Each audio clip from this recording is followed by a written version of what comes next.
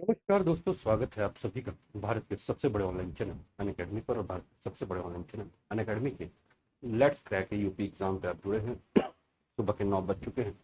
समय है आपका डेली करंट अफेयर्स का। डेली करंट अफेयर्स जहां देश विदेश के प्रमुख समाचारों का संकलन लेकर मैं उपस्थित हो जाता हूं, और इसके माध्यम से पूरा प्रयास होता है कि आपके आगामी परीक्षाओं के लिए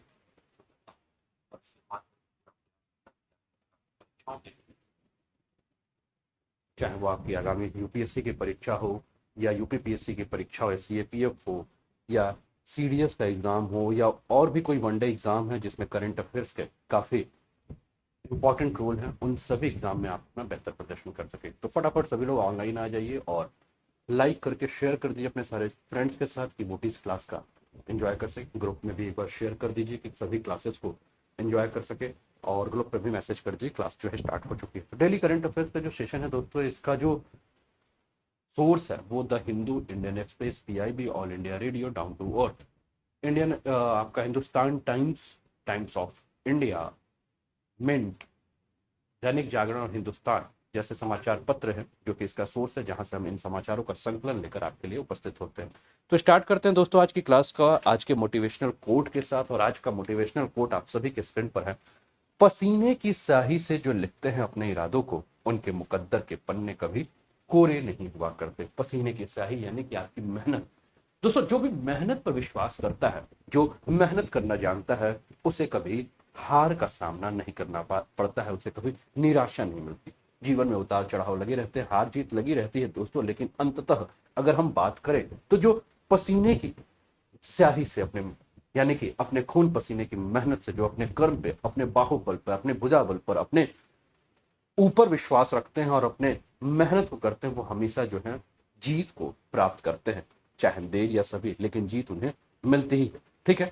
तो उनके मुकद्दर के पन्ने कभी कोरे नहीं हुआ करते। तो आप भी ध्यान रखिए दोस्तों कि आप लोग जो भाग्यवादी अगर बने रहते, कहते हैं ना कि मेरे भाग्य में तो ये नहीं था, मेरे भाग्य में तो वो नहीं था, ये मुझे इसलिए नहीं मिला क्योंकि मेरा भाग्य खराब था, मेरा दिन खराब था।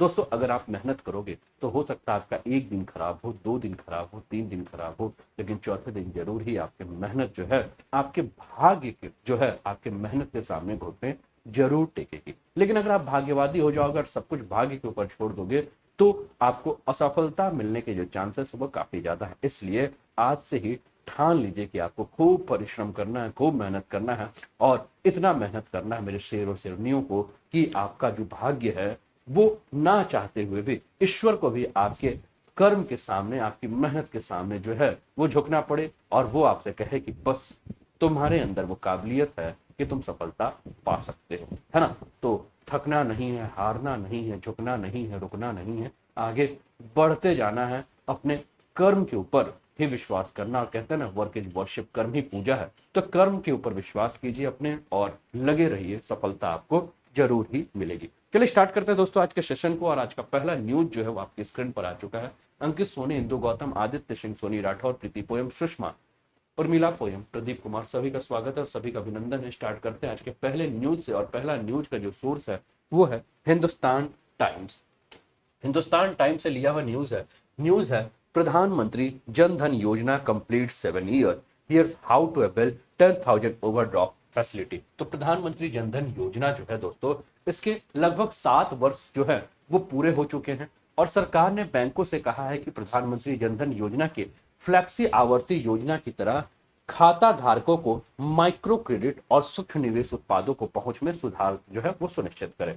प्रधानमंत्री जन धन योजना जो कि वित्तीय समावेशन के लिए एक राष्ट्रीय मिशन है, इसने अपने कार्यान्वयन के जो है वो सफलतापूर्वक 7 वर्षों को पूरा कर लिया है। और 7 वर्षों को पूरा करने के उपलक्ष्य में जो है कल जो है प्रधानमंत्री ने इसके बारे में जो है वो चर्चा भी की थी। अब पहले हम ये जाने कि प्रधानमंत्री जनधन योजना का उद्देश्य क्या है। तो दोस्तों, प्रधानमंत्री जनधन योजना का उद्देश्य जो है वो समाज के जो वंचित वर्ग जो है, जो कमजोर वर्ग हैं, जो निम्न आय वर्ग के लोग हैं, उन्हें किफायती कीमत पर विभिन्न वित्तीय सेवाओं तक पहुंच सुनिश्चित कराना था। और इसके लिए प्रौद्योगिकी का उपयोग किया गया, टेक्नोलॉजी का प्रयोग किया गया, और टेक्नोलॉजी के प्रयोग से जो है उनकी पहुंच जो है वो बैंक तक पहुंचाई गई। ठीक है ना। सबसे पहला अगर हम बात करें तो इस योजना के जो स्तंभ है, जो पिलर है, 6 पिलर ऑफ दिस प्रधानमंत्री जनधन योजना, प्रधानमंत्री जनधन योजना के जो 6 स्तंभ है, उन स्तंभों की बात करें तो सबसे पहला है आपका बैंकिंग सेवाओं तक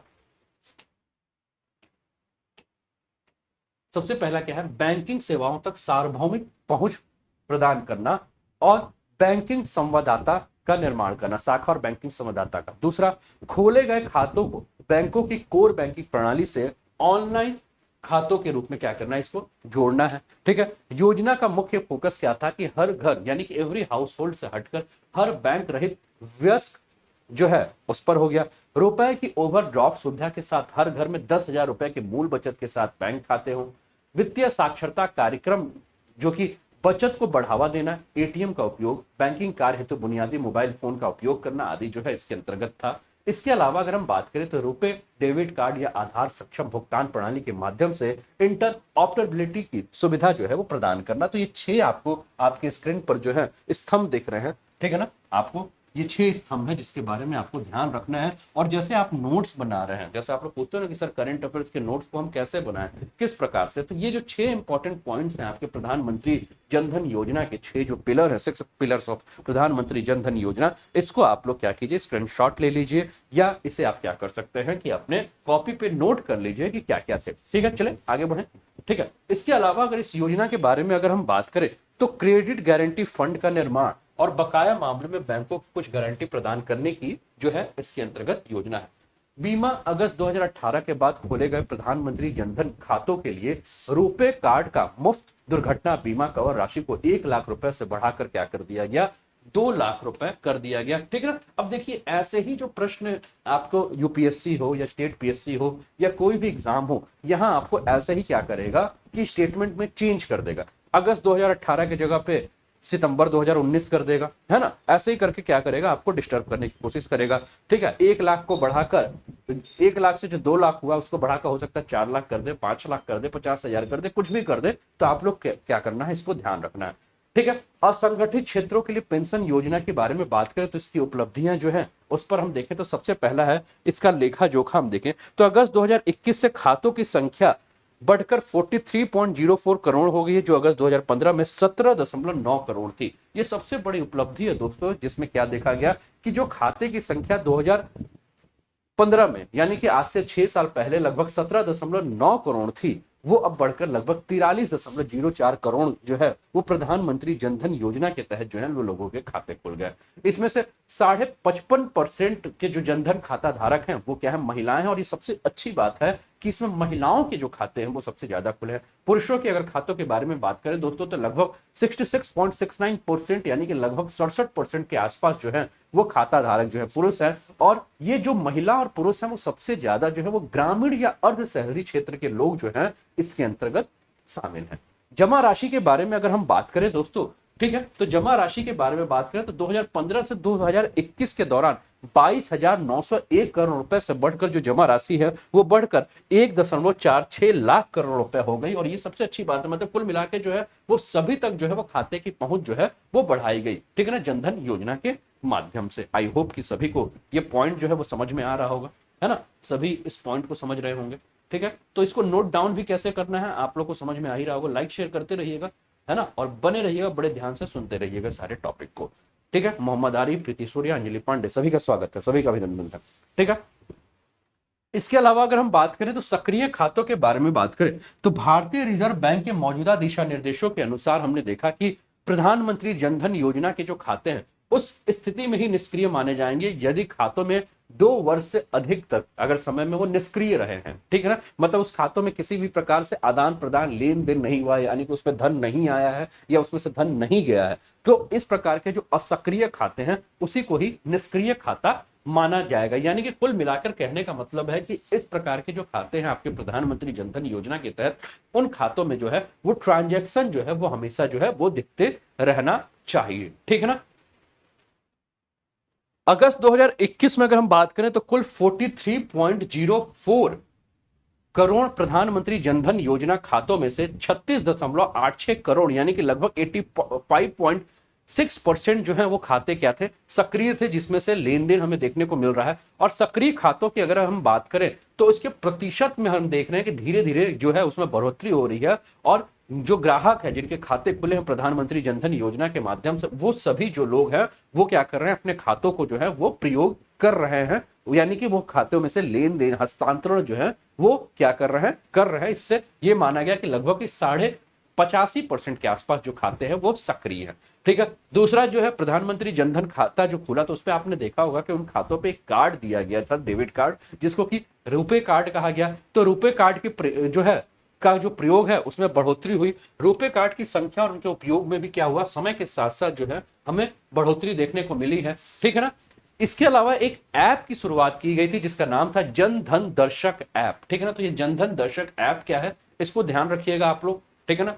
अपने दिमाग में जो है वो नोट कर लीजिएगा कि जनधन दर्शक ऐप क्या है। तो इस ऐप का उपयोग उन गांवों की पहचान करने के लिए किया गया जहां 5 किलोमीटर के भीतर बैंकिंग सुविधाएं जो है वो उपलब्ध नहीं थी, और इन प्रयासों के परिणाम से उस गांव में जो है ऐसे गांव की संख्या में काफी कमी आई है। यानी कि गांव गांव जो है वो क्या किया गया, आपका बैंक खोलने का जो काम है वो किया गया, या कियोस्क सेंटर जो है खोलने के काम किए गए। और आप इस समय देख रहे होंगे, पहले के समय में, आज से 7 साल 8 साल या 9 साल पहले का समय अगर आप याद कर रहे होंगे और आपको याद नहीं आ रहा होगा तो अपने पेरेंट्स से आप पूछिए कि पहले बैंक जो है वो काफी दूर दराज पे थे, लगभग 5-5 किलोमीटर 10-10 किलोमीटर की यात्रा करना पड़ता था बैंकिंग सुविधाओं के लिए।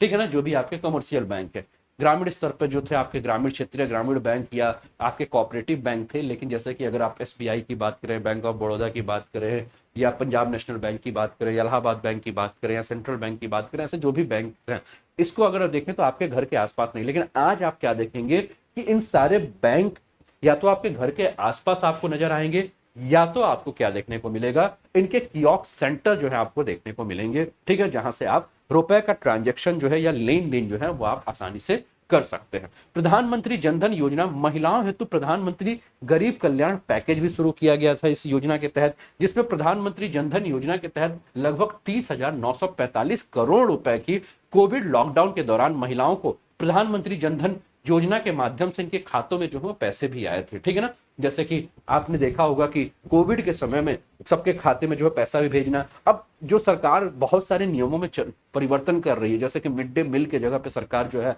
वो सीधे डायरेक्ट बेनिफिट ट्रांसफर की बात कर रही है, या आपका पीडीएस सिस्टम को बंद करने के साथ क्या है कि जो भी लाभार्थी हैं उनके अकाउंट में पैसे भेजने की बातें की रही हैं। तो ये सब इनके माध्यम से क्या है कि जो पहले कहा जाता था ना कि राजीव गांधी के समय जो बात की जाती थी 1985 से 90 का दशक जब था, उस समय क्या बात की जाती थी कि केंद्र सरकार से अगर 1 रुपया आता है तो वो 10 पैसे जो है वो क्या होते हैं, वो लाभार्थी को मिलते हैं। लेकिन आज केंद्र सरकार के पास से अगर 1 रुपया आता है तो लाभार्थी को 1 रुपया ही मिलता है। बीच में जो घोटाले थे, बीच में जो बिचौलिए थे, उनका क्या हुआ, किसी भी मतलब इस योजना के माध्यम से क्या किया गया, उन्हें हटा दिया गया है। तो ये कुल मिलाकर हम देखें तो इसके लाभ हमें देखने को मिल रहे हैं। और लॉकडाउन के समय आपने प्रधानमंत्री जनधन योजना के जो खाते हैं उनके लाभ को आपने देखा। सुचारू रूप से डीबीटी यानी कि डायरेक्ट बेनिफिट ट्रांसफर लेन देन को काफी तेज किया गया। अगर आप इसको ध्यान दोगे तो प्रधानमंत्री जनधन योजना में जो आपके जो खाते खुले, इसमें लगभग 5 करोड़ प्रधानमंत्री जनधन योजना खाता धारक जो है वो विभिन्न योजनाओं के तहत सरकार से प्रत्यक्ष लाभ हस्तांतरण जो है वो प्राप्त कर रहे हैं। ठीक है। ये भी इसका लाभ है। प्रभाव अगर देखें तो सबसे पहला प्रभाव हम क्या देख रहे हैं कि वित्तीय समावेशन में हमें वृद्धि देखने को मिल रही है। क्या प्रभाव देखने को मिल रही है? वित्तीय समावेशन में हमें वृद्धि देखने को मिल रही है। तो प्रधानमंत्री जनधन योजना जन केंद्रित आर्थिक पहलों के आधारशिला है, चाहे वो डीबीटी हो या कोविड-19 के समय जो वित्तीय सहायता हो। ठीक है ना। तो प्रधानमंत्री किसान योजना के तहत जो है प्रधानमंत्री किसान, जैसे कि जो किसान सम्मान निधि जो है वो खाते में पहुंच रही है। इसके अलावा मनरेगा के तहत जो भी मजदूरी में वृद्धि हुई है वो सीधे मजदूरों को मिल रही है। पहले क्या होता था कि ये कैश अमाउंट आते थे तो प्रधान के थ्रू जो है वो मिलता था, जिससे क्या होता था कि प्रधान जो है वो कुछ पैसे अपने पास बचा लेते थे। अब खाते में सीधे पैसे आ रहे हैं। इसके अलावा जीवन और स्वास्थ्य बीमा कवर किया जा रहा है। ठीक है। इनके अलावा इन पहलों के माध्यम से अगर हम बात करें तो प्रत्येक वयस्क को एक बैंक खाता प्रदान करना, जिससे कि प्रधानमंत्री जनधन योजना के लाभ को क्या किया जा सके, पूरा किया जा सके। इसके अलावा वित्तीय प्रणाली का औपचारीकरण की अगर हम बात करें तो यह गरीबों को उनकी बचत को औपचारिक वित्तीय प्रणाली में लाने का एक अवसर प्रदान करता है। साथ में ही अगर गांव में उनके गरीब परिवार को किसी भी प्रकार से धन भेजने के अलावा ये जो भी आपके साहूकार हैं, सूदखोर हैं, उनको क्या करता है, बाहर निकालने का काम करता है। इसके अलावा अगर हम बात करें तो सबसे बड़ी बात जो मैं कह रहा था कि 85 से 90 के दशक की अगर हम बारे में बात करें तो जिस प्रकार से कहा जाता था कि दिल्ली से है 1 रुपया चलता था और वो गाँव तक 10 पैसे के आसपास पहुंचता था। ठीक है। तो हम क्या देखते थे कि यहाँ पैसे का क्या हो रहा है, लीकेज जो है वो हम देखते थे। बीच में जो बिचौलिया थे वो क्या कर जाते थे, खा जाते थे। लेकिन प्रधानमंत्री जनधन खातों के माध्यम से क्या है कि प्रत्यक्ष धन आपका हस्तांतरण जो हो रहा है, प्रत्यक्ष लाभ हस्तांतरण हो रहा है, डायरेक्ट बेनिफिट ट्रांसफर जो हो रहा है, इसकी सुविधा से यह सुनिश्चित किया गया है कि प्रत्येक रुपया जो है वो निर्धारित या लक्षित व्यक्ति तक जो है वो पहुंच सके, यानी कि जिसके खाते में पैसा भेजना है, जिसे लाभ देना है, वही उस पैसे का क्या कर सके, लाभ उठा सके। बीच में जो बिचौलिए हैं वो किसी भी प्रकार से जो है वो धन को ना रोक सके या उसका किसी भी प्रकार से दुरुपयोग ना हो, ठीक है ना। लेकिन इसके सामने कुछ चुनौतियां हैं दोस्तों प्रधानमंत्री जनधन योजना के। तो चुनौतियां क्या है, तो सबसे बड़ी चुनौतियां जो है वो है आपकी कनेक्टिविटी की चुनौती। किसकी चुनौती है, कनेक्टिविटी की चुनौती है, यानी कि फिजिकल और डिजिटल कनेक्टिविटी की कमी जो है वो सबसे ज्यादा देख रहे हैं। भारतीय ग्रामीण क्षेत्रों में अगर हम बात करें तो वित्तीय समावेशन प्राप्त करने की जो है वो सबसे बड़ी बाधा है। तकनीकी मुद्दे यानी कि टेक्नोलॉजी सबसे बड़ा हम देखें ग्रामीण क्षेत्रों में आज भी कनेक्टिविटी की समस्या, नेटवर्किंग की समस्या, बैंडविड्थ की समस्या जो है वो बनी हुई है, जिससे विभिन्न बैंकों में, खासकर ग्रामीण क्षेत्रों के बैंकों में अगर हम बात करें तो डिजिटल बुनियादी जो इंफ्रास्ट्रक्चर है और संरचना है उसको बनाए रखने और उसके लागत प्रबंधन की समस्या जो है वो सबसे बड़ी है। और ये तकनीकी मुद्दे जो है वो किसी प्रकार से प्रधानमंत्री जनधन योजना की जो लक्ष्य है उसको प्राप्त करने में जो है वो बाधा उत्पन्न करते हैं। इसके अलावा बात करें दोस्तों तो अस्पष्ट प्रक्रिया है। तो अधिकांश लोगों को यह देखा गया है दोस्तों कि इसकी प्रक्रिया के माध्यम से जो है ये कई लोगों के व्यवहार में परिवर्तन अभी भी नहीं आया है, क्योंकि खाता खोलने की जो उचित प्रक्रिया है और जो आवश्यक दस्तावेज हैं उसके को लेकर लोग सक्रिय नहीं है। आज भी हम देख रहे हैं गांव में, जैसे कि अगर आप स्टेट बैंक ऑफ इंडिया में चले जाएं या किसी भी बैंक में चले जाएं और आपको खाता खुलवाना है, प्राइवेट बैंक तो बड़ा जल्दी ही आपका खाता खोल देते हैं, लेकिन सरकारी बैंक में जो बाबू लोग रहते हैं ना, पता चलता है पान के चढ़ता हम और थोड़ा देर बाढ़ आना जी, ठीक है, ऐसे करते रहते हैं और दिन भर क्या होता है पता चलता है कि खाता नहीं खुलता। तो खाता खुलवाने के लिए जो है आपको क्या करना होता है, दर दर जो है भटकना पड़ता है। तो ये सारी समस्या जो है ये समस्या हमें देखने को मिल रही है। तो प्रधानमंत्री जनधन योजना के संबंध में ये बिंदु था और उम्मीद करता हूं कि आपको ये समझ में आया होगा, है ना। रितोष वर्मा, गुड मॉर्निंग, ठीक है। तो ये पहला न्यूज है आपके स्क्रीन पर जो कि आप लोगों ने देखा, ठीक है। चलिए दूसरा न्यूज है आपके स्क्रीन पर, सोर्स जो है वो द हिंदू है, द हिंदू से लिया हुआ न्यूज है thousands of riot displaced to return home after 25 year in Assam, ठीक है ना। बोडोलैंड प्रादेशिक क्षेत्र यानी कि बीटीआर के संबंध में ये है। और thousands of people displaced by ethnic and communal rights in area under the Bodoland territorial region since 1996 are set to return the homes they left behind, ठीक है ना। तो बोडोलैंड प्रादेशिक क्षेत्र में जो समस्या देखने को मिली 1996 के जाति और सांप्रदायिक दंगों के कारण जो है वो काफी सारे लोग जो है वो विस्थापित हो चुके थे, वो अब धीरे धीरे जो है जो अपने घरों को छोड़ चुके थे वो अब क्या कर रहे हैं, वापस अपने घरों पे आ रहे हैं। इस पर हम बात कर रहे हैं। गृह मंत्रालय ने असम सरकार और बोडो समूहों ने असम में बोडोलैंड प्रादेशिक क्षेत्र जिला में सत्ता साझाकरण समझौते को फिर से निर्मित करने और उसका नाम बदलने के संदर्भ में एक त्रिपक्षीय समझौते पर क्या किया है, हस्ताक्षर किया है। और उसके माध्यम से जो है वो क्या कर रहा है कि इसे फिर से सुचारू रूप से सही करने का प्रयास कर रहा है। सबसे पहले हम जाने कि बोडो क्या है, ठीक है ना। तो बोडो के बारे में अगर हम बात करें दोस्तों तो असम के अनुसूचित जनजातियों में बोडो सबसे बड़ा समुदाय है और वह लगभग टोटल आबादी की 5 से असम की जो टोटल आबादी है उसमें इनका जो परसेंटेज की अगर हम बात करें तो 5 से 6% जो है इनके जो है टोटल आबादी। असम में कोकराझार, बक्सा, उदलगुरी और चिरांग जिले बोडो प्रादेशिक क्षेत्र जिले हैं और इनका गठन करते समय कई जातीय समूहों का जो निवास स्थान जो है इसे माना जाता है। विवाद क्या है, तो सबसे पहला विवाद है बोडोलैंड के द्वारा जो एक अलग राज्य की मांग करना। तो बोडो राज्य की पहली संगठित मांग 1967 से 68 में plain tribal council of Assam नामक राजनीतिक द्वारा की गई थी। दूसरा जो है विवाद असम समझौता 1985 का आपका, जिसको कि असम अकॉर्ड के नाम से आप लोग जानते हैं, कई बार आप लोगों ने असम अकॉर्ड के नाम से इसको पढ़ा है।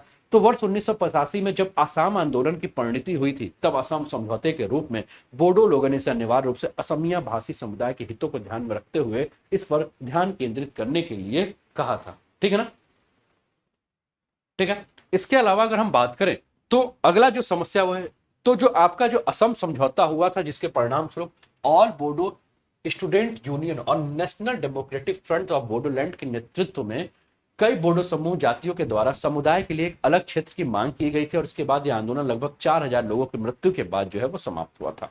लोगों के विस्थापन की समस्या जो है वो अगर हम बात करें तो वर्ष 1993 और 2014 के बीच में लगभग 970 से अधिक बंगला भाषी मुस्लिम, आदिवासी, बोडो चरमपंथी जो है वो वर्तमान में जो है जो अभी भंग हो चुका जो national democratic front of Bodoland द्वारा अंधाधुंध गोलीबारी के और ये झड़पों में जो है वो मारे गए थे।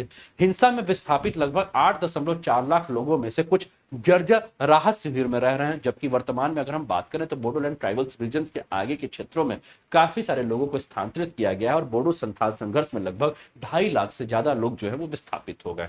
ठीक है ना। बोडो समझौता क्या है इसके बारे में अगर हम बात करें तो पहला बोडो समझौता जो है वो काफी सारे हिंसक संघर्षों के बाद 1993 में एबीएसयू के साथ पहले बोडो समझौता पर हस्ताक्षर किया गया था, जिससे सीमित राजनीतिक शक्तियों के साथ एक बोडोलैंड स्वायत्त परिषद का निर्माण हुआ। ठीक है। दूसरा बोडो समझौते के बारे में अगर हम बात करें तो इसके तहत असम राज्य में बोडो क्षेत्रों के लिए एक स्वशासी निकाय बनाने की सहमति बनी थी। Anita Yadav good morning. ठीक है। जिसके अनुसरण में बोडोलैंड प्रादेशिक परिषद को 2003 में कुछ वित्तीय तथा अन्य शक्तियों के साथ बनाया गया था। तीसरा बोडो समझौते के बारे में अगर हम बात करें तो तीसरा बोडो जो समझौता है इस समझौते पर 2020 में हस्ताक्षर किया गया था और बोडोलैंड जो आपका बीटीएडी का नाम बदलकर बोडोलैंड प्रादेशिक क्षेत्र यानी कि बीटीआर जो है वो कर दिया गया था। यह बोडोलैंड प्रादेशिक परिषद की 6ठी अनुसूची के तहत अधिक विधायी, कार्यकारी और प्रशासनिक स्वायत्तता के राज्य के बदले बोडोलैंड प्रादेशिक यानी कि बोडोलैंड आपका ट्राइबल जो है वो काउंसिल क्षेत्र बनाने की बात की गई थी। बीटीएडी के क्षेत्र में परिवर्तन और बीटीएडी के बाहर बोडो के लिए जो है वो इसके अंतर्गत प्रावधान करने की बात की गई है। बीटीआर में अगर हम बात करें तो कौन से क्षेत्र शामिल हैं तो बीटीआर में वे क्षेत्र शामिल हैं जो बोडो बहुल हैं और वर्तमान में बीटीएडी के बाहर है और बोडोलैंड प्रादेशिक परिषद यह भारत में के असम राज्य का एक स्वायत्त क्षेत्र है। ठीक है। इसके अंतर्गत हम बात करें तो यह भूटान और अरुणाचल प्रदेश की तलहटी से ब्रह्मपुत्र नदी के उत्तरी तट पर 4 जिलों कौन कौन से कोकराझार, चिरांग, बक्सा और उदलगुरी से बना है। 2003 के समझौते के तहत गठित बीटीसी के अधिकार क्षेत्र वाले क्षेत्रों को बोडो प्रादेशिक स्वायत्त जिला यानी कि बीटीएडी जो है वो कहा जाता था। ठीक है ना। बीटीसी अगर हम बात करें तो ये 6ठी अनुसूची के तहत शासित क्षेत्र है और बीटीसी 6ठी अनुसूची के तहत संवैधानिक प्रावधान का अपवाद है।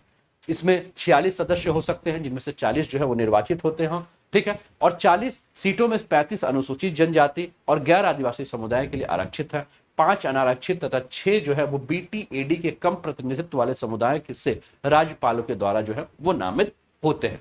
स्वायत्त जिले या क्षेत्रीय परिषद क्या होते हैं उसके बारे में अगर हम बात करें तो आपका जो ये एडीसी के साथ जो 6वीं अनुसूची में एक स्वायत्त जिले के रूप में गठित प्रत्येक क्षेत्र के लिए अलग क्षेत्रीय परिषदों का प्रावधान किया गया है। कुल मिलाकर पूर्वोत्तर क्षेत्र में 10 क्षेत्र ऐसे हैं जो स्वायत्त जिले के रूप में पंजीकृत हैं, जिसमें 3 आसाम, मेघालय और मिजोरम से हैं और 1 आपका त्रिपुरा से है। इन क्षेत्रों को जिला परिषद के नाम से जाना जाता है और क्षेत्रीय परिषद के रूप में इसे नामित किया गया है। स्वायत्त जिला और क्षेत्रीय परिषद में 30 से अधिक सदस्य नहीं होते हैं, जिसमें 4 जो है वो राज्यपाल के द्वारा बाकी चुनाव के माध्यम से जो है मनोनीत होते हैं और ये सभी 5 साल के कार्यकाल के लिए सत्ता में बने रहते हैं। ठीक है। ये आपका दूसरा न्यूज था। तीसरा न्यूज जो है वो द हिंदू से लिया हुआ है और न्यूज जो है वो एनवायरमेंट एंड इकोलॉजी का है। Assam Deepor Beel wild life sanctuary breathes easy after eco sensitive zone notification. ठीक है। Environment and ecology general studies paper 3 का ये टॉपिक है। काजल मौर्य स्वागत है सभी का, गुड मॉर्निंग सभी का स्वागत है। और कैसा लग रहा है क्लास, अपना फीडबैक भी देते चलिए, है ना, और नोट्स भी अपना तैयार करते चलिए, है ना। Kajal Maurya, Anita Yadav, Soni Rathore, Rudrakshi Shiva, Son, Ritu, Pradeep, Anjali, Preeti, Mohammad Arif, Ankit, Indu, Gautam. I hope you all are enjoying this session. Sushma, Preeti, Poonam, Urmila, Pradeep. ठीक है ना। चले आगे बढ़ते हैं। तो दीपोर बिल का जो टॉपिक है इस पर हम बात करें कि दीपोर बिल को जो है वो वन्यजीव अभ्यारण्य का पार्थिक संवेदनशील क्षेत्र जो है वो घोषित किया गया है और पर्यावरण एवं वन जलवायु परिवर्तन मंत्रालय के द्वारा ये गुवाहाटी के दक्षिण पश्चिम किनारे पर दीपोर बिल वन्यजीव अभ्यारण्य को जो है जो मैंने कहा कि इको सेंसिटिव जोन के रूप में क्या किया गया है, अधिसूचित किया गया है। ठीक है ना। तो इसके बारे में हम बात करें तो मंत्रालय के द्वारा जो एक अधिसूचना जारी की गई, उस अधिसूचना के द्वारा इस क्षेत्र जिसकी सीमा लगभग 294 मीटर से लेकर 16.32 किलोमीटर तक हो सकती है, को पर्यावरण के प्रति संवेदनशील क्षेत्र के रूप में जो है निर्दिष्ट किया गया है। और टोटल इसका क्षेत्रफल जो है 148.97667 वर्ग किलोमीटर है। इसकी आवश्यकता क्यों पड़ी? तो दीपोर बिल जो है वो आर्द्रभूमि पर दशकों से दक्षिणी भाग में गुजरने वाले रेलवे ट्रैक जिसके दोहरीकरण के कारण और विद्युतीकरण के कारण जो है यहाँ कचरा फेंके जाने के कारण या मानव आबादी और वाणिज्यिक इकाई का अतिक्रमण का जो है वो खतरा बढ़ गया है, इसलिए इसे जो है वो संरक्षित क्षेत्र बनाने की बात की गई है। ठीक है, नवीनतम निर्णय के क्या क्या निहितार्थ हो सकते हैं, ठीक है ना, यानी कि निहित अर्थ क्या हो सकते हैं नवीनतम निर्णय के, कि इससे पारिस्थितिक पर्यटन गतिविधियों के लिए छोटे अस्थायी इंफ्रास्ट्रक्चर को छोड़कर संरक्षित क्षेत्र के सीमा में 1 किलोमीटर के भीतर या पर्यावरण संवेदनशील क्षेत्र की सीमा तक जो भी निकट हो किसी नए वाणिज्यिक होटल या रिसोर्ट के निर्माण की अनुमति नहीं मिलेगी।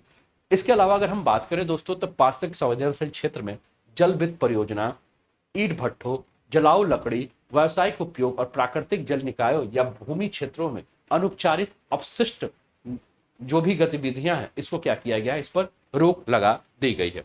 दीपोर बिल के बारे में अगर हम बात करें तो दीपोर बिल असम की सबसे बड़ी मीठे पानी की झीलों में से एक है और यह महत्वपूर्ण पक्षी क्षेत्र के अलावा राज्य का रामसर स्थल है, ठीक है ना, यानी कि आपका वेटलैंड क्षेत्र है।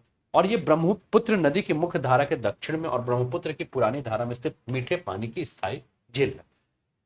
इस आर्द्रभूमि की सुरक्षा की आवश्यकता क्यों पड़ी? तो दीपोर बिल आर्द्रभूमि जलीय वनस्पति और उड़ने वाले जीवों के लिए एक अद्वितीय निवास स्थान है। अभ्यारण्य में पक्षियों की लगभग 150 से अधिक प्रजातियां जो है निवास करती हैं, जिसमें 2 प्रजातियां हैं जो गंभीर रूप से संकटग्रस्त और एक लुप्त प्राय है, जिसमें 5 प्रजातियां जो है वो संवेदनशील है और 4 जो है वो लगभग संकटग्रस्त प्रजातियों के रूप में आ चुकी है।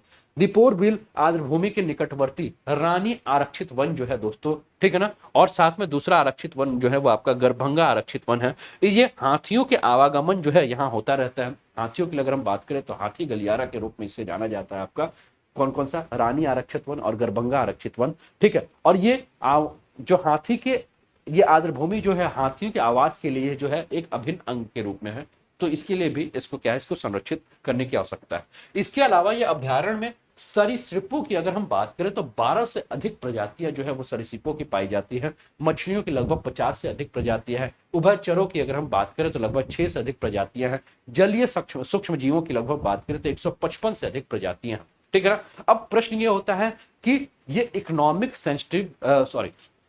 ये इकोलॉजिकल सेंसिटिव जोन क्या है, ठीक है ना, इको सेंसिटिव जोन क्या है, पारिस्थितिक संवेदनशील क्षेत्र क्या है। तो आपका संवेदनशील क्षेत्र जो है वो पार्श्विक रूप से संवेदनशील क्षेत्र होते हैं जो कि संरक्षित क्षेत्र, राष्ट्रीय उद्यान, वन्य जीव अभ्यारण्य और आसपास के पर्यावरण जलवायु, ठीक है ना, और आसपास के पर्यावरण वन और जलवायु परिवर्तन मंत्रालय के द्वारा जो है ये आपके अधिसूचित क्षेत्र होते हैं। किसी क्षेत्र को पारिस्थितिक संवेदनशील क्षेत्र यानी कि इको सेंसिटिव जोन घोषित करने का उद्देश्य क्या है? तो इन क्षेत्रों की गतिविधियों को विनियमित प्रबंधित करके संरक्षित क्षेत्रों में एक प्रकार का आघात अवशोषक यानी कि शॉक एब्जॉर्बर का काम करना है। यह क्षेत्र उच्च संरक्षित क्षेत्रों तथा निम्न संरक्षित वाले क्षेत्रों के मध्य एक संक्रमण के रूप में कार्य करते हैं। पर्यावरण संरक्षण अधिनियम 1986 में इको सेंसिटिव जोन शब्द का उल्लेख नहीं है, लेकिन पर्यावरण संरक्षण रणनीति 2002 के अनुसार जो है वो किसी संरक्षित क्षेत्र के आसपास लगभग 10 किलोमीटर तक के क्षेत्र को है इको सेंसिटिव जोन के रूप में घोषित किया गया है, ठीक है ना। इसके अलावा यह संवेदनशील गलियारा, कनेक्टिविटी और पारिस्थितिकी रूप से महत्वपूर्ण भाग जो है वो आपके इस परिदृश्य श्रृंखला में महत्वपूर्ण क्षेत्र में लगभग 10 किलोमीटर के क्षेत्र के आगे स्थित है, जो इन क्षेत्रों को इको सेंसिटिव जोन के रूप में क्या किया गया, आपका शामिल किया गया है, ठीक है। कुछ बातें अनअकैडमी की। तो दोस्तों इस समय आप जुड़े हैं यूपी पीएससी और यूपी ट्रिपल एससी इंडिया के लार्जेस्ट लर्निंग प्लेटफॉर्म पर, जिसमें अगर आप प्लस का सब्सक्रिप्शन लेते हैं तो आपको अनलिमिटेड एक्सेस करने का मौका मिलता है लाइव और रिकॉर्डेड सेशन इंडिया के बेस्ट एजुकेटर के साथ। इसके लिए करना क्या है दोस्तों, अपना मोबाइल उठाइए और मोबाइल पे अनअकैडमी लर्निंग ऐप जो है वो सर्च कीजिए, और जैसे ही अनअकैडमी लर्निंग ऐप सर्च करके आप डाउनलोड करेंगे, ओपन करेंगे, तो आपका स्क्रीन जो है वो ब्लू हो जाएगा। आपको गेट स्टार्टेड पे क्लिक करना है, मोबाइल नंबर रजिस्टर्ड करना है, उसके बाद अपने गोल पे जाना है।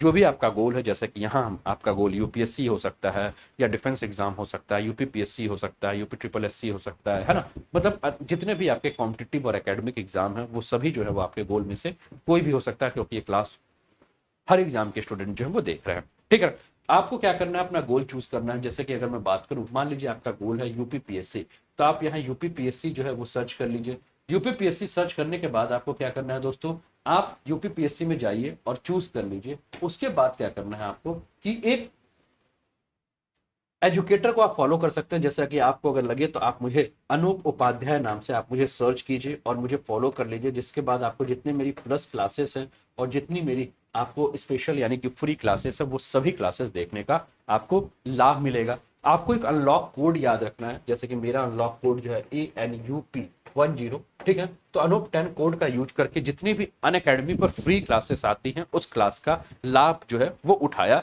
जा सकता है। ठीक है ना।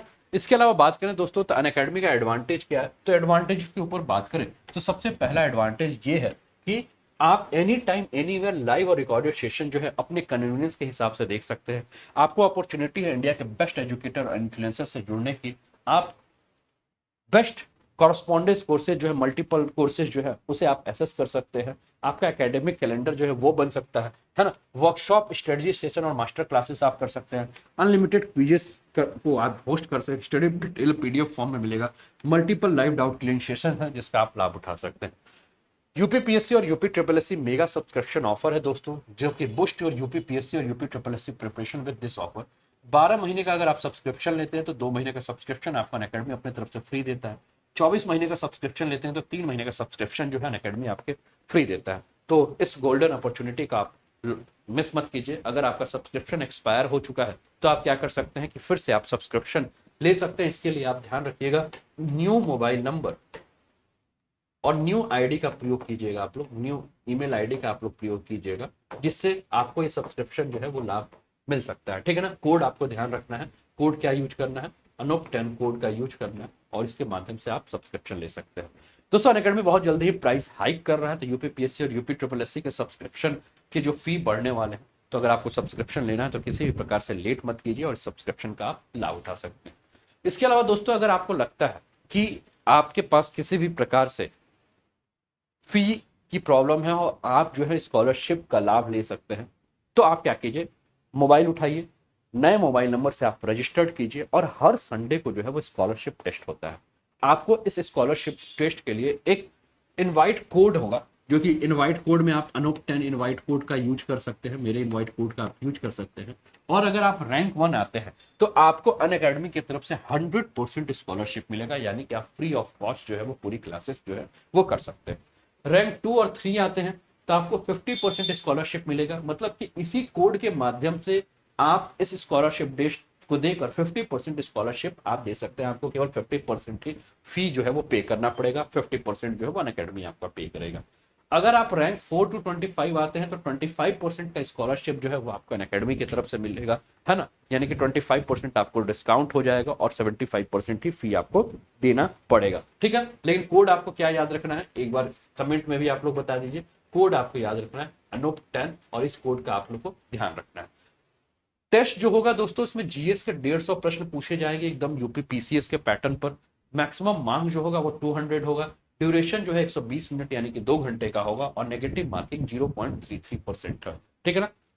Current affairs, daily current affairs test series चल रहा है, जो कि 1 सितंबर से लेकर 15 सितंबर रात को 8 बजे चलेगा, जिसमें 20 मिनट में 20 सवाल सभी यूपी एग्जाम के लिए आपसे पूछे जाएंगे। ठीक है, तो ये आप लोग इसका आप लोग लाभ उठा सकते हैं। आरओ प्रीलिम्स बूस्टर जो है टेस्ट सीरीज है, जो कि हर सैटरडे को सुबह 10 बजे होता है। ड्यूरेशन जो है 2 घंटे का है। फ्री टेस्ट सीरीज है, इसका आप लाभ उठा सकते हैं। UP police SI test series है विद प्लस सब्सक्रिप्शन, जिसमें आपका 23 अगस्त से जो है टेस्ट स्टार्ट होकर 31 अगस्त तक जो है वो चल रहा है। ड्यूरेशन जो है वो 30 मिनट है, इसका आप लाभ उठा सकते हैं। लक्ष्य UP PSC PCS police booster plus subscription के लिए टेस्ट सीरीज है, जो कि 1 सितंबर से स्टार्ट होकर 25 सितंबर तक चलेगा, जो कि हर वेंसडे और सैटरडे को होगा, जिसके टाइमिंग जो है वो शाम को 6 बजे है। इसका आप लाभ उठा सकते हैं। ठीक है ना। इसके अलावा अगर हम बात करें दोस्तों तो Prarambh UP triple S lower PCS test series है, जिसमें आप 2 अगस्त से लेकर 30 अगस्त तक ये टेस्ट चलेगा, इसका आप लाभ उठा सकते हैं। Pragati UPPSC RO prelims booster test series है, जो कि 1 अगस्त से स्टार्ट होगा और 29 अगस्त तक चलेगा, इसका आप लाभ उठा सकते हैं। बैच कोर्सेज के बारे में बात करें तो ये आपका ऑप्शनल का बैच है, जो कि आपके स्क्रीन पर दिख रहा है। इसके अलावा मिशन खाकी के नाम से कंप्लीट कोर्स ऑन यूपीएसआई जो है, आपको ये पूरी टीम दिख रही है, इनकी क्लासेस आपको देखने को मिलेगी। इसके अलावा बात करें तो लक्ष्य यूपीपीएससी 2022 को ध्यान में रखकर 12 महीने का प्रारंभिक और मुख्य परीक्षा का जो है ये पूरा जो है कोर्स है, जो कि टीम के साथ आप कर सकते हैं। अभ्यास यूपीपीएससी प्रीलिम्स सीसेट के लिए बैच है, जो कि ये टीम जो है इसके साथ आप क्लास कर सकते हैं। UPPSC upper subordinate, lower PCS, RO ARO, UPSI, UP triple SC PET, Lekhpal, B और ऑप्शनल कोर्स का आप लाभ उठा सकते हैं। ठीक है ना। अगर आप यूपीपीएससी और यूपी ट्रिपल एससी का सब्सक्रिप्शन लेते हैं, कोड आपको बस याद रखना है कि कोड क्या यूज करना है, अनूप 10 का कोड यूज करना है। और अनूप 10 का कोड यूज करने के बाद आपको सारे इस कोर्स पर जितने भी आपको इस प्लेटफॉर्म पर जितने भी आपको टीचर्स हैं उन सभी की क्लासेस जो है वो देखने को मिलेगी। फी के बारे में बात करें दोस्तों तो 24 महीने की फी जो है वो 8,400 है, 12 महीने की फी 7,000 रुपए, 6 महीने की फी 5,600 है, 3 महीने की फी 3,500 है। बहुत ही कम फी है, ठीक है ना। और इतने कम फी में आपको इतनी सारी सुविधा मिल रही है, आपको प्रीलिम्स मिल रहा है, मेंस मिल रहा है, ऑप्शनल कोर्स मिल रहा है ना। बहुत फी है, इस पे भी आपको डिस्काउंट है, ठीक है ना। जैसे ही आप कोड यूज करोगे अनूप 10, वैसे ही आपको यहाँ भी 10% का ऑफ मिल जाएगा, ठीक है। तो आपका जो 24 महीने का फी वो 7,560 होगा, 12 महीने का 6,300 होगा, 6 महीने का 5,040 हो जाएगा और 3 महीने का 3,500 होगा, 3,050 150 रुपया होगा, है ना। Discount on subscription will be 10% after using the referral code Anoop 10, ठीक है। तो इस अनूप 10 कोड के माध्यम से आपको ये डिस्काउंट मिल जा रहा है। सुपर कॉम्बो सब्सक्रिप्शन ऑफर है। बिहार और यूपी के स्टूडेंट जो है अगर वो चाहते हैं कि बिहार और यूपी के दोनों क्लासेस को अगर आप करना चाहते हैं तो आप क्या कर सकते हैं कि कॉम्बो ऑफर के साथ चल सकते हैं, जिसमें यूपी और बिहार के एजुकेटर्स के द्वारा आपको live classes, test series, structured courses unlimited access करने का मौका मिल सकता है, जिसमें 6 महीने की फी जो है वो 7,960 रुपए है फॉर 6 मंथ, ठीक है। 12 महीने की फी जो है वो 10,620 रुपए है फॉर 12 मंथ, और 24 महीने की फी जो है वो 14,620 रुपए है फॉर 24 मंथ्स। लेकिन अगर आप यहाँ भी कोड यूज करते हो अनूप 10 तो यहाँ भी आपको 10% का ऑफ मिल जाएगा आपके फी में, ठीक है। तो ये सभी जगह जो है आप इस कोड का यूज करके लाभ उठा सकते हैं। बॉक्स बाउंड्री है आपको अपॉर्चुनिटी, अगर आपको लगता है कि आपके किसी भी एजुकेटर की क्लास में कुछ भी इनअप्रोप्रिएट है ना, कोई भी कंटेंट जो है इनअप्रोप्रिएट है तो आप क्लेम कर सकते हो, ठीक है। तो आपको प्राइज भी मिल सकता है। Join free special session on Unacademy, जो फ्री क्लासेस इसका आप लाभ उठा सकते हैं। अनअकैडमी पे आने वाले जो भी फ्री क्लासेस हैं, है ना, जो कि इसका फायदा क्या होगा, इंटरेक्टिव लाइव क्लासेस होंगी, पोल्स फॉर द लर्नर्स होगा, रेज अ हैंड यानी कि आप हाथ उठा के जो है आप प्रश्न पूछ सकते हैं और ऑडियो प्रश्न पूछ सकते हैं। ये सबसे अच्छी खासियत है कि आप अपने डाउट्स को पूछ सकते हैं और जल्दी ही जो है ये सभी के लिए जो है वो आने वाला है, ठीक है। इसके अलावा बात करें तो नेवर मिस ए क्लास, आपको क्लास का नोटिफिकेशन मिल जाएगा जिससे आप क्लास मिस नहीं करोगे। लेक्चर नोट्स आप पीडीएफ में ले सकते हो, एनी टाइम एनीवेयर आप क्या कर सकते हो कि रिकॉर्डेड और क्लासेस या लाइव क्लासेस आप दे सकते हो, ठीक है ना। चलिए आगे बढ़े, तो चलिए आगे बढ़ते हैं, आगे के जो टॉपिक्स हैं उस पर आते हैं। अगला न्यूज जो है दोस्तों वो द हिंदू से लिया हुआ न्यूज है। एंजॉय कर रहे हो क्लासेस को सभी लोग, समझ में आ रहा है, सभी को समझ में आ रहा है, बताइए, लाइक शेयर भी करते रहिए, किसी को कोई दिक्कत,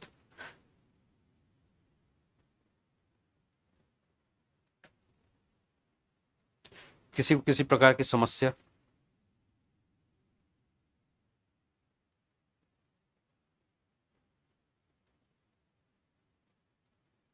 अपने फ्रेंड्स के साथ भी क्लास को शेयर करते रहिए। चले आगे बढ़े, बताइए, ठीक है। तो अगला टॉपिक जो है वो द हिंदू से लिया हुआ है और इन्वायरमेंट का ये टॉपिक है। India adds 557 new species to its fauna zoological survey of India, ठीक है ना। तो भारत ने क्या किया, 557 न्यू फ्लोरा और फौना जाने प्रजातियों को जो है वो जूलॉजिकल सर्वे स्पीसीज को जो है वो जोड़ा है जूलॉजिकल सर्वे ऑफ इंडिया।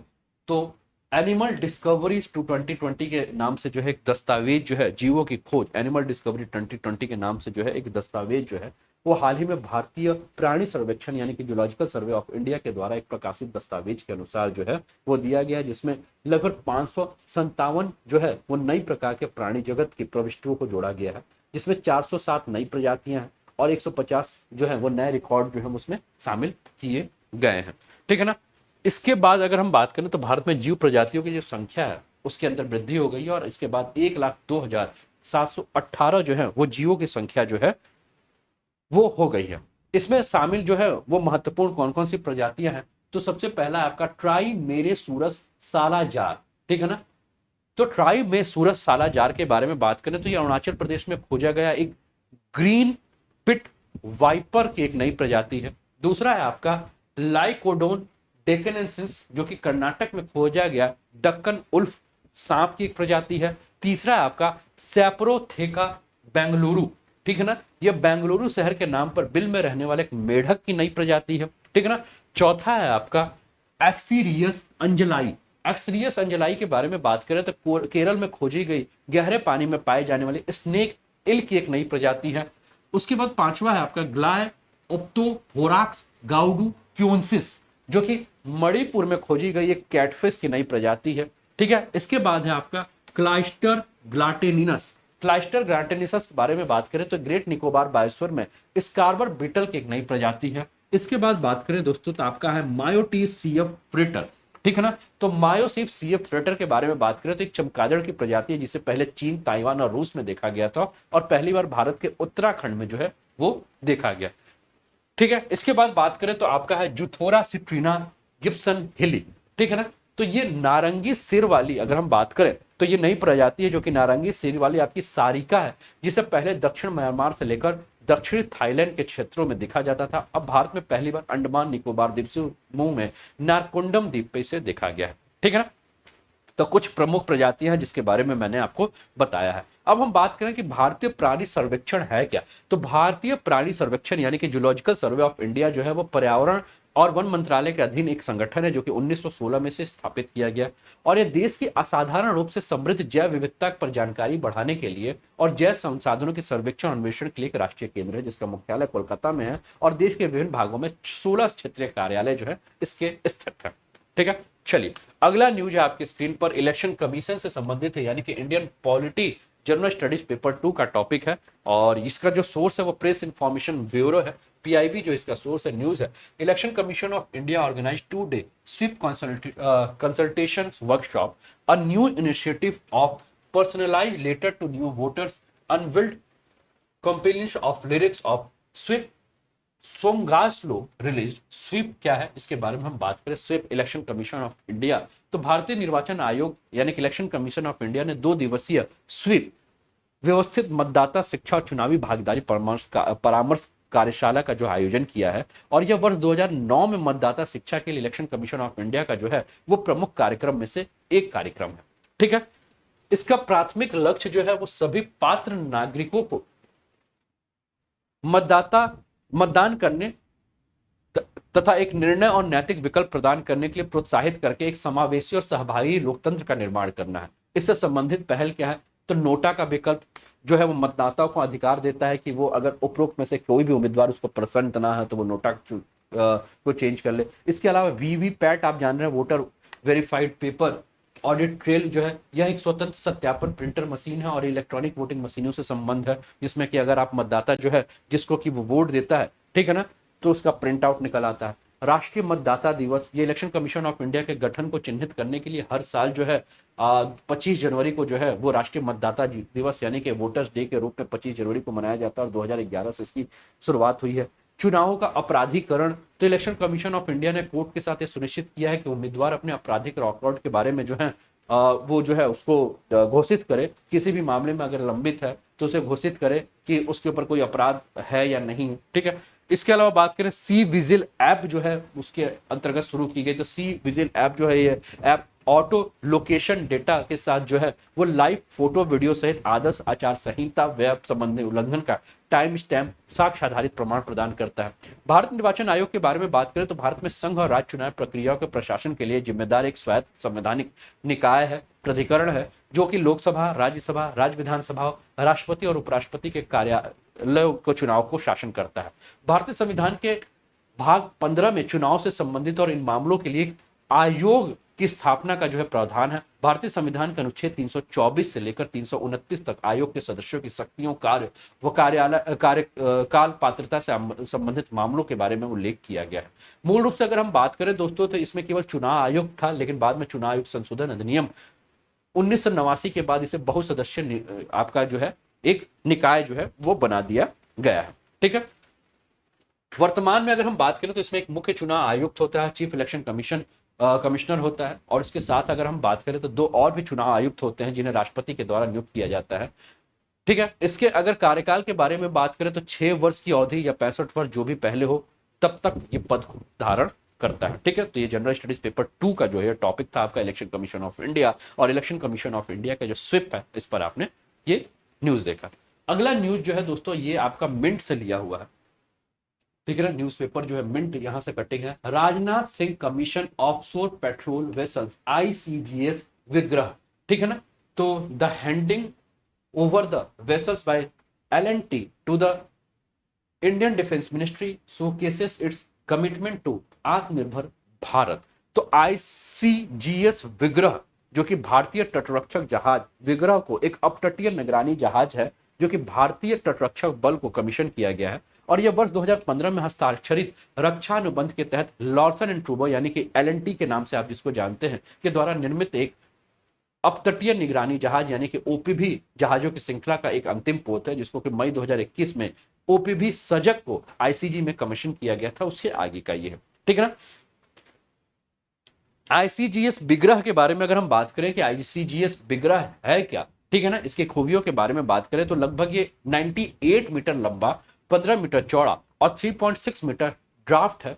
ठीक है ना, यानी कि ये इसके गहराई है, और इसमें लगभग 2140 टन विस्थापन और 5000 समुद्री मील सीमा जो है तक ये क्या कर सकता है आपका देख सकता है, निगरानी कर सकता है। ये 26 समुद्री मील प्रति घंटे की अधिकतम गति से जो है वो संचालन करने में सक्षम है। यह उन्नत प्रौद्योगिकी जो आपका हाईटेक जो है टेक्नोलॉजी, रडार, नेविगेशन और संचार उपकरण, सेंसर और मशीनरी से सुसज्जित है, जो उष्णकटिबंधीय समुद्री परिस्थितियों में काम करने में भी सक्षम है।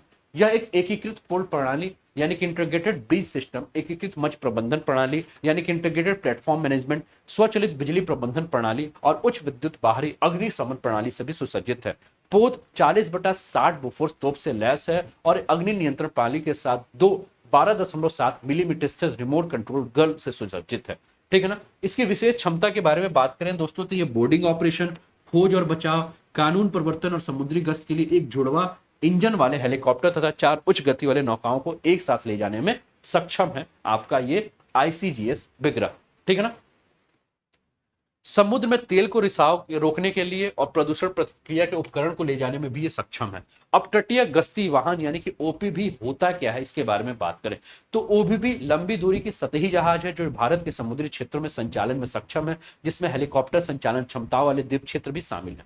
इनकी जो भूमिका होती है वो तटीय और अपतटीय गश्त, भारत में समुद्री क्षेत्र में पुलिसिंग, नियंत्रण और निगरानी, तस्करी विरोधी, सीमित युद्धकालीन भूमिकाओं के साथ समुद्री डैकेट विरोधी अभियान जो है वो है। भारतीय तटरक्षक बल के बारे में बात करें दोस्तों तो ये रक्षा मंत्रालय के तहत एक सशस्त्र बल है जो कि खोज और बचाव तथा समुद्री कानून परिवर्तन का एजेंसी है, जिसका मुख्यालय नई दिल्ली में है। इसकी स्थापना अगस्त 1978 में तटरक्षक अधिनियम 1978 के तहत एक स्वतंत्र सशस्त्र बल के रूप में किया गया था। आईसीजी के बारे में अगर हम बात करें तो इसका निर्माण की अवधारणा 1971 के युद्ध के बाद, 1971 में जो आपका भारत पाकिस्तान का युद्ध हुआ था, ठीक है, तो उस युद्ध के बाद जो है इसकी जो अवसंरचना है इसके बारे में इसकी निर्माण की अवधारणा आई, और रुस्तम जी समिति के द्वारा जो है बहुआयामी रक्षक बल के लिए जो एक खाका खींचा गया, उसी खाका के बाद जो है ये भारतीय तटरक्षक बल जो है इसका निर्माण किया गया। ठीक है ना, क्लियर है? Priyanshu Dubey, good morning. ये आपकी स्क्रीन पर इंडियन कोस्टल गार्ड का जो ये विग्रह है जिसके ऊपर हम लोग बात कर रहे हैं, इसका इमेज जो है आपके स्क्रीन पर दिख रहा है। अगर आप किसी को स्क्रीनशॉट लेना है तो स्क्रीनशॉट लेकर शेयर भी कर सकता है। यही है आपका, ठीक है ना, विग्रह जिसके ऊपर हम लोग चर्चा कर रहे हैं। ठीक है ना, इंडियन कोस्टल गार्ड्स का, भारतीय तटरक्षक बल का विग्रह आपके स्क्रीन पर है। ठीक है, ये आपका जो टॉपिक है वो जनरल स्टडीज पेपर 3 यानी कि इंटरनल सिक्योरिटी, आंतरिक सुरक्षा से संबंधित ये टॉपिक है जिस पर हम लोग ये चर्चा कर रहे हैं, है ना। नोट डाउन भी करते चलिए आप लोग, ठीक है ना।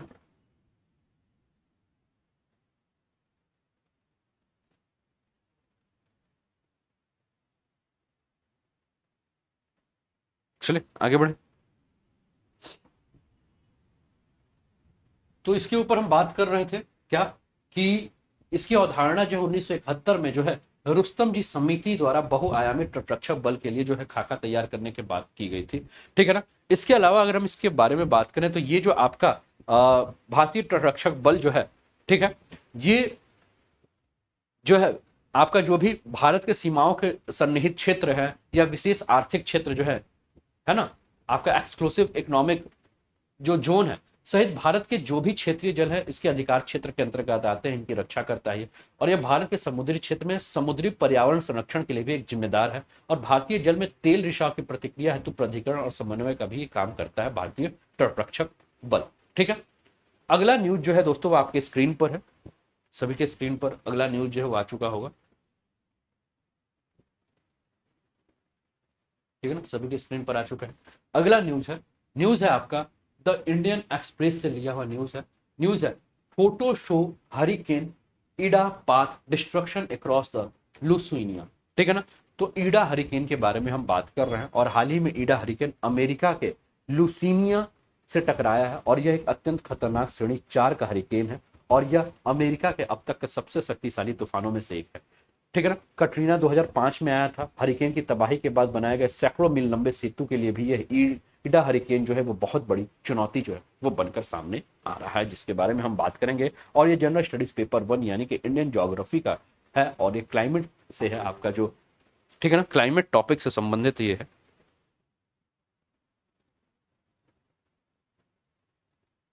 ठीक है, तो इसके ऊपर तो हरिकेन के बारे में बात करें दोस्तों तो हरिकेन पृथ्वी का सबसे अधिक शक्तिशाली और विनाशकारी तूफान है और ये उष्णकटिबंधीय चक्रवात नम हवा को ईंधन के रूप में उपयोग करते हैं। ठीक है ना, उष्णकटिबंधीय चक्रवात यानी कि ट्रॉपिकल साइक्लोन की जो नम हवा होती है, जो आर्द्र हवा होती है, ठीक है ना, वो आर्द्र हवा जो है इसको क्या करती है, बूस्टअप करती है। ठीक है, और ये इसका निर्माण अगर हम देखें तो मुख्यतः गर्म भूमध्यरेखीय जल में होता है। ठीक है, ये किस प्रकार से काम करता है, इसका मैकेनिज्म क्या है, तो जब गर्म हवा नम जो गर्म नम हवा समुद्र की सतह से ऊपर की तरफ उठती है तो निम्न वायुद्वीप का क्षेत्र बनाती है और ऐसे आसपास के क्षेत्रों की हवा जो है वो अपने तरफ जो है आकर्षित करती है। यानी कि बीच का जब सेंटर आपका क्या बन जाएगा, निम्न वायुदाब का क्षेत्र बनेगा, तो आसपास से जो हवा है वो इस तरफ आएंगी और इस जगह में भरती है और अंत में वो गर्म तथा नम होकर ऊपर की तरफ उठती है। इस प्रकार चक्रवात के केंद्र में एक आई का निर्माण होता है। तो आपको चक्रवात और प्रति चक्रवात के बीच में अंतर आपको पता ही होगा, टेम्परेट साइक्लोन और ट्रॉपिकल साइक्लोन के बीच में भी अंतर आपको पता ही होगा, आपने ज्योग्राफी के अंतर्गत ये सारा पढ़ा है।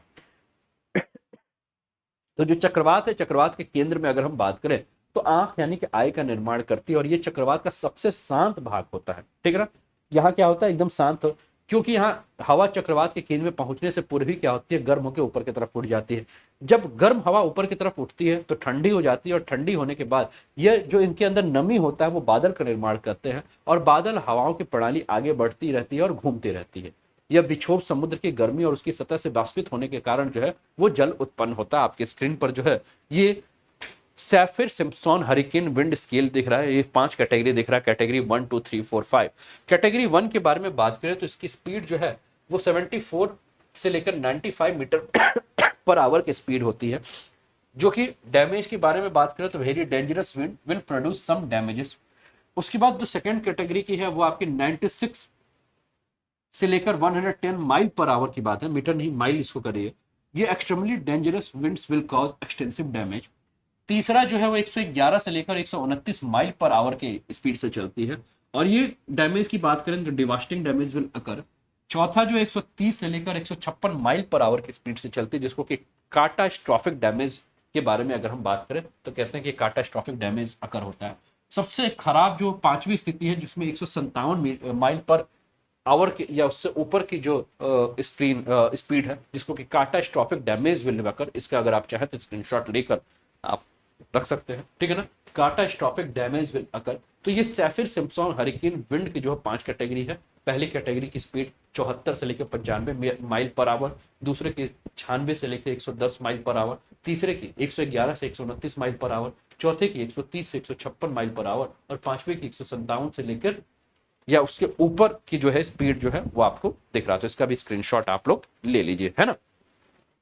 तो हमने सैफिर सिम्पसन हरिकेन विंड स्केल के 5 कैटेगरी के बारे में आपके साथ बात किया। ठीक है ना, तो मैंने जो बात किया था लास्ट में कि हमने क्या कहा कि विक्षोभ समुद्र की गर्मी और उसकी सतह से वाष्पित होने वाले जल से क्या होता है, ये उत्पन्न होता है और इसके बाद इस प्रकार की चक्रवात प्रणाली काफी तेजी से घूमती है। पृथ्वी कि अपने अक्ष पर घूमने के कारण उत्तरी गोलार्ध में चक्रवात की जो स्थिति होती है वो क्या होगी, आपकी एंटी क्लॉकवाइज हो जाएगी, ठीक है ना। और दक्षिणी गोलार्ध में ये क्या हो जाएगी, क्लॉकवाइज हो जाएगी। विश्व के विभिन्न क्षेत्रों के नाम जो है चक्रवातों के क्या क्या हैं, तो सबसे पहले अगर हम देखें तो टाइफून जो है, तो टाइफून के बारे में बात करें तो ये कहाँ की चक्रवात है, तो टाइफून जो है उष्णकटिबंधीय चक्रवातों को चीन सागर और प्रशांत महासागर में जो है वो टाइफून के नाम से जाना जाता है। दूसरा आपका हरिकेन, तो हरिकेन के बारे में बात करें तो कैरेबियन सागर और अटलांटिक महासागर के पश्चिमी भारतीय द्वीपों में इसे हरिकेन के नाम से जाना जाता है। तीसरा बात करें तो विली विलिज, उत्तरी पश्चिम ऑस्ट्रेलिया उष्णकटिबंधीय, ठीक है ना, के क्षेत्रों में आपको विली विलिज दिखेगा।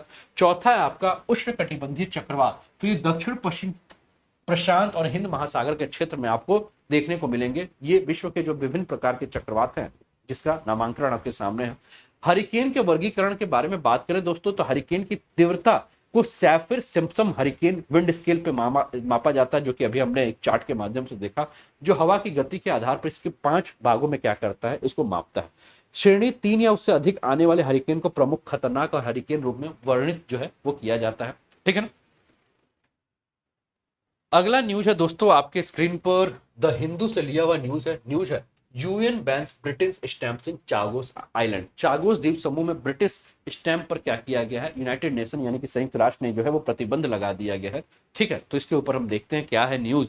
तो न्यूज है अब यूनिवर्सल पोस्टल यूनियन ब्रिटेन के द्वारा द्वीप समूह को दिए गए नाम ब्रिटिश हिंद महासागर क्षेत्र शब्दों वाले टिकट के पंजीकरण, वितरण और प्रसारण पर क्या किया गया है, बंदी लगा दी है। यूनिवर्सल पोस्टल यूनियन संयुक्त राष्ट्र की एक विशेष एजेंसी है और यह अंतर्राष्ट्रीय सहयोग के लिए डाक क्षेत्र का प्राथमिक मंच है। चागोस द्वीप समूह जो है वो मध्य हिंद महासागर में एक द्वीप समूह है जो भारतीय उपमहाद्वीप के दक्षिण सिरे से लगभग 1600 किलोमीटर के दक्षिण में स्थित है, ठीक है ना। अभी हम लोग मैप के माध्यम से भी हम देखेंगे, प्रीतिकन स्वागत है, मैप के माध्यम से भी इस चीज को देखेंगे। तो इसके बारे में अगर इसके बैकग्राउंड के बारे में बात करें दोस्तों, तो 19वीं शताब्दी में चागोस जो है वो मॉरिशस के द्वारा शासित था, जो कि एक ब्रिटिश उपनिवेश था, ठीक है ना। वर्ष 1968 की बात करें तो वर्ष 1968 में मॉरिशस जो है वो स्वतंत्र हो गया, परंतु चागोस द्वीप समूह ब्रिटिश नियंत्रण के अंदर ही रहा। यूनाइटेड किंगडम सरकार इसे BIOT का नाम देता है, यानी कि ब्रिटिश हिंद महासागर टेरिटरी के रूप में इसे जो है वो संदर्भित करता है। चागोसियों के द्वारा इसके विरोध प्रदर्शन किए गए, साथ ही लंदन के खिलाफ जो है अवैध कब्जा करने और उनके मातृभूमि को प्रतिबंधित करने का भी आरोप लगाया गया, ठीक है ना।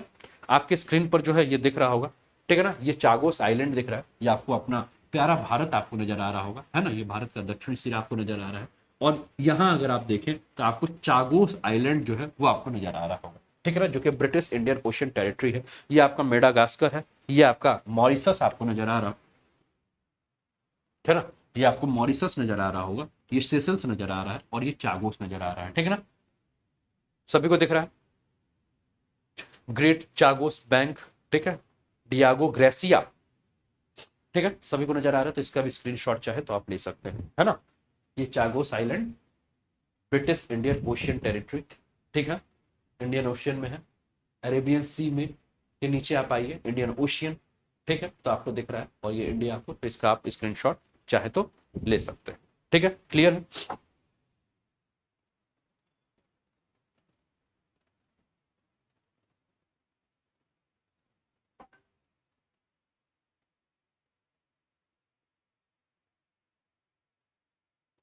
चले आगे बढ़े, ठीक है। तो हमने क्या बात किया, हमने बात किया कि चागोस के द्वारा जो है इसके अवैध कब्जा पे जो है वो विरोध किया जा रहा है, ठीक है ना। मॉरिशस के द्वारा इन द्वीपों को जो है वो 4 मिलियन पाउंड, ठीक है ना, मॉरिशस के द्वारा इसे 4 मिलियन पाउंड से अधिक की अगर हम बात करें तो राशि का भुगतान कर स्वतंत्रता प्राप्त करने के बाद यूके ने चागोस द्वीप समूह पर कब्जा कर लिया, जिसमें डियागो गार्सिया का रणनीतिक अमेरिकी एयरबेस भी जो है इसके अंतर्गत शामिल है। चागोस द्वीप समूह में डियागो गार्सिया द्वीप में लगभग 1500 मूल द्वीपवासियों को निर्वासित किया गया था, जबकि वर्ष 1971 में एयरबेस के लिए इसे अमेरिका को पट्टे पर जो है इसे दे दिया गया था। वर्ष 1975 की अगर हम बात करें तो वर्ष 1975 के बाद मॉरिशस ने द्वीप समूह की सुरक्षित वापसी के लिए एक ठोस कानूनी प्रयास जो है वो किया भी था। हाल फिलहाल के विकास के बारे में अगर हम बात करें, हाल फिलहाल पर इस पर क्या हो रहा है, तो वर्ष 2019 में अंतर्राष्ट्रीय न्यायालय ने ये फैसला सुनाया था कि ब्रिटेन के द्वीपों पर नियंत्रण जो है यहाँ से जो है छोड़ देना चाहिए। और वर्ष 2019 में संयुक्त राष्ट्र महासभा ने यह स्वीकार भी किया गया था और स्वीकार करते एक प्रस्ताव भी पारित किया था कि चागोस द्वीप समूह जो है वो मॉरिशस क्षेत्र का एक अभिन्न अंग है और संयुक्त राष्ट्र एजेंसियों से मॉरिशस के विघटन का समर्थन करने का भी आग्रह किया था। ठीक है ना। भारत का रुख अगर हम देखें तो भारत चागोस द्वीप समूह को लेकर अपना क्या रुख जाहिर करता है उसके ऊपर हम बात करें तो भारत जो है ने चागोस द्वीप समूह पर मॉरिशस के रुख का जो है वो समर्थन किया है और भारत ने अपने प्रस्ताव में आईसीजे से कहा है कि चागोस द्वीप समूह को लेकर वो मॉरिशस के साथ और हमेशा रहेगा और ब्रिटेन से चागोस द्वीप समूह पर संप्रभुता की मांग की है।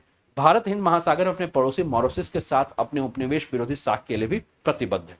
तो ये रहा आज का करंट अफेयर्स क्लास। दोस्तों कैसा लगा आज का करंट अफेयर्स क्लास जरूर बताइएगा। और अभी तक अगर आप लोगों ने अनअकैडमी लर्निंग ऐप का टेलीग्राम चैनल नहीं ज्वाइन किया तो लेट्स क्रैक यूपी एग्जाम जो है, ठीक है ना, इस चैनल को आप ज्वाइन कर लीजिए। अनअकैडमी का ये लेट्स क्रैक यूपी एग्जाम जो चैनल है इसको सर्च करके आप लोग ज्वाइन कर लीजिए। और कैसी लगी क्लास, अभी तक लाइक नहीं किया तो लाइक कर दीजिए, शेयर कर दीजिए और सब्सक्राइब करके बेल आइकन दबा दीजिए कि आने वाली हर क्लासेस के बारे में आपको जानकारी मिल सके।